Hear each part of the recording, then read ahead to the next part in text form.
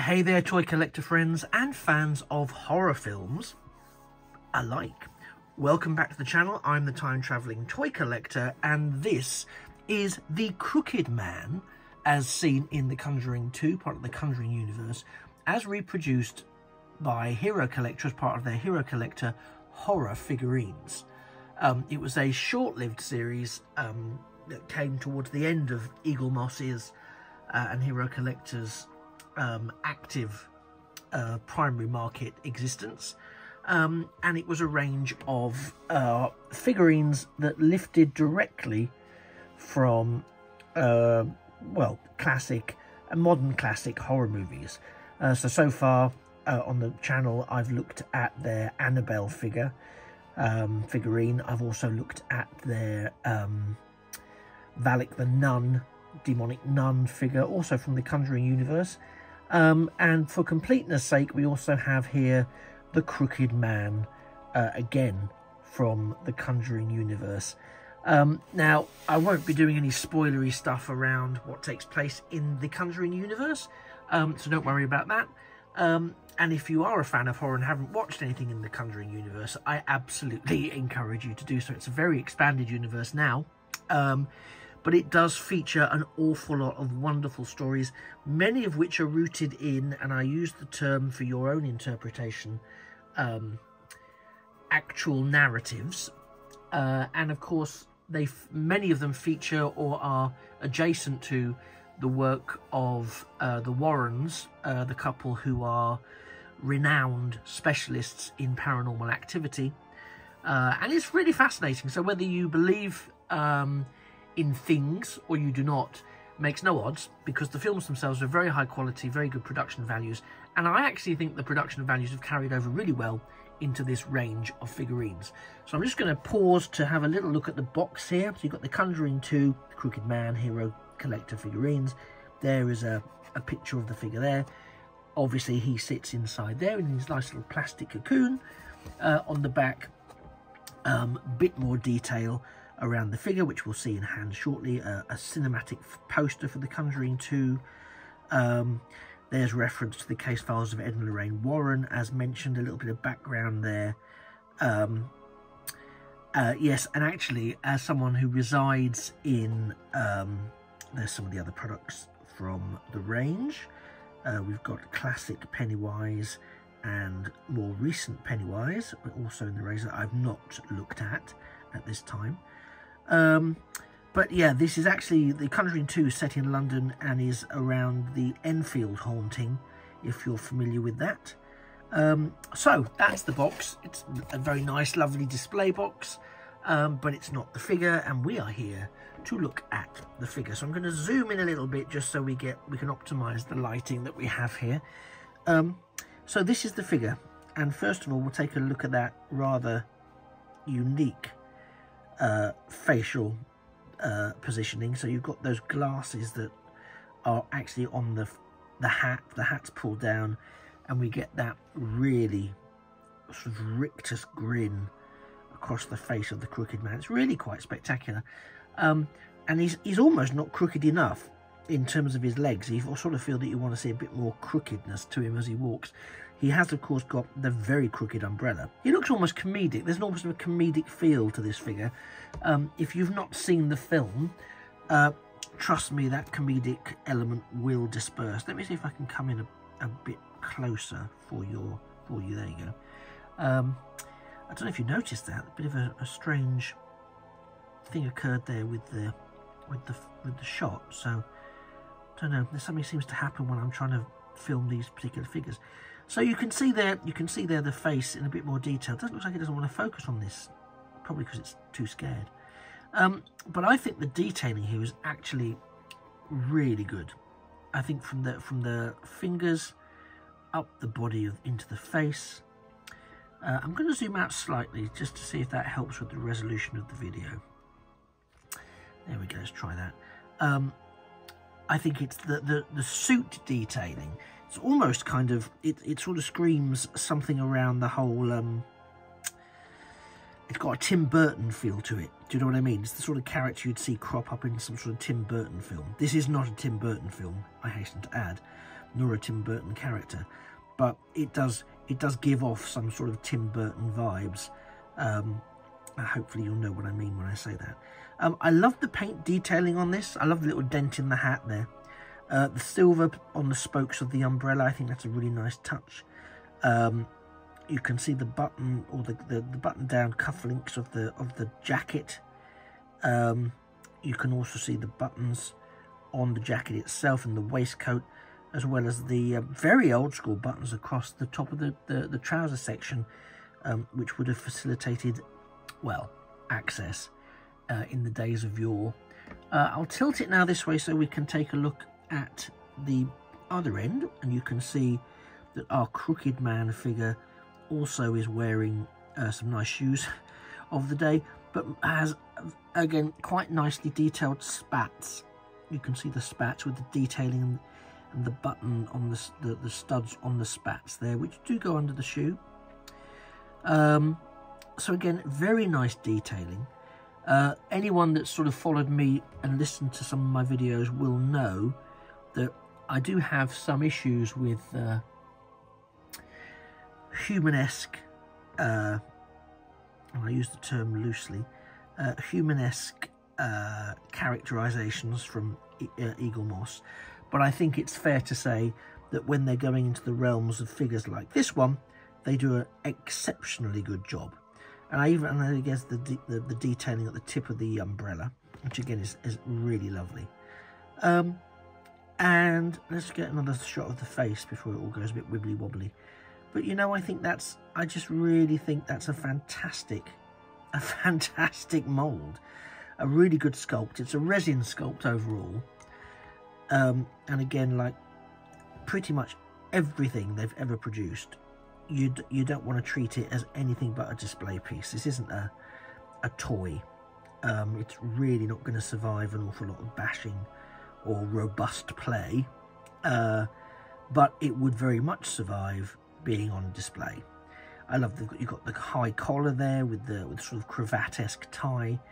I just think it's really, really lovely. And if you're not sure if you can visualize such a thing, then by all means go and watch the film, or if you want a safer option, Google the character.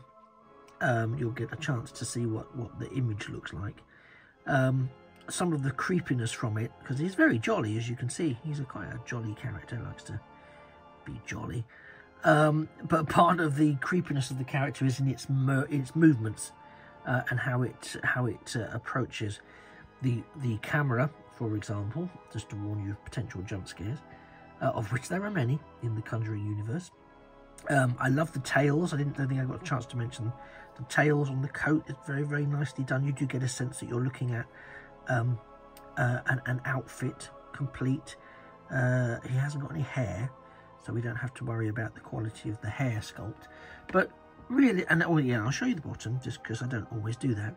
So there you go, there's the official Conjuring 2 Crooked Man, just to show that it is an officially licensed product. And we'll pop that back there. It's a little bit of a shame that the character is in the mold they've gone for. Let me just level that up for you. It's a bit of a, yeah, you can see why I'm going to say it's a bit of a shame. Is that he's looking down, and I'm going to just pop him onto. I don't know if this will be too tall. Might be too tall. Just to see if it makes it even. See, because of the angle of the body, even by putting him on two display bases, he still angles down, which makes that mouth almost. It hides that mouth from the display. So when you're displaying it, you know, you really can't see the full extent of what the character looks like, which I think is a huge shame. I think if I had to a criticism or a critique, if you like, for it, I think it would be that. So no matter how you position him, unless you've got some glass shelves and you position him quite high up, you are perpetually stuck with the situation of not being able to see the face of the Crooked Man. Although that might suit you. Depending on your sensibilities, you might be happier not seeing the face of the Crooked Man. Certainly you wouldn't want to see it in real life. That's a given. But I think it's a little bit of a shame that you can't display it to its maximum potential and really show off just how spooky that particular figure actually is in real life. To be honest, I think it's a really, as I've said, I think it's a really lovely sculpt, but that for me is a little bit of a shame.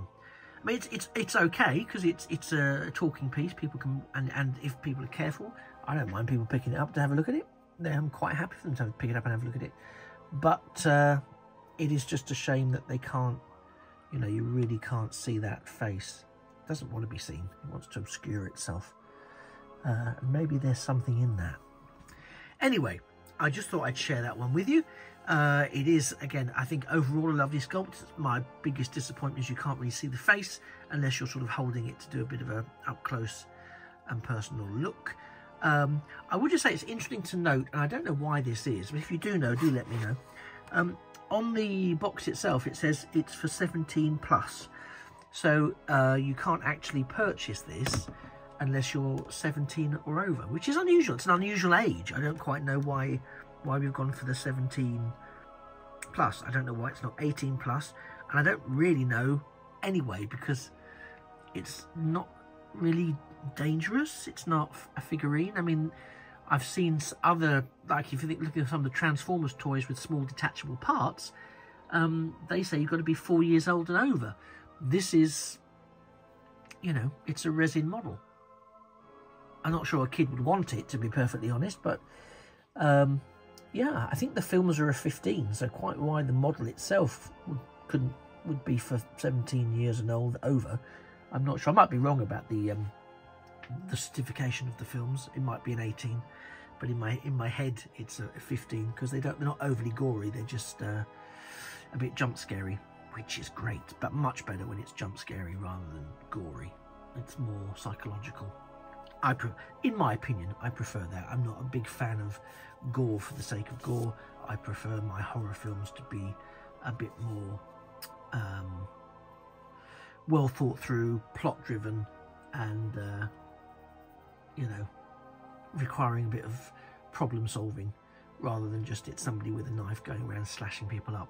That to me is a bit one trick pony. I mean, don't get me wrong, some of the ways people can get bumped off in horror films can be spectacular and of themselves highly entertaining, which is a bit worrying in terms of their inventiveness or elaborateness or etc. So I'm not saying, I'm not rubbishing that form by any stretch of the imagination, but if I had to choose between something that makes me jump, makes me think and gets me scared because of stuff, I'd prefer that. And I think it's fair to say that the Conjuring Universe does an excellent job of combining everything people really enjoy in a horror film, along with everything that people find the most spooky and disturbing. So yeah, by all means check out the entirety of the Conjuring Universe. I think there's about 6 or 7 films now, easily. And that's the whole expanded universe, not just the Conjuring, Conjuring 2 and Conjuring 3, etc. There's also The Nun and a range of associated films. That's why I think there might be about 6 or 7 now. Check them out. That's your homework. Right, well, thank you for spending the last quarter of an hour with me. I appreciate you've got many things you could be doing, so I'm very grateful. I hope you found this of interest. If you are a proud owner of this collection, let me know. I've not found very many people who've picked this up. Again, might be one of Hero Collector and Eaglemoss's problems.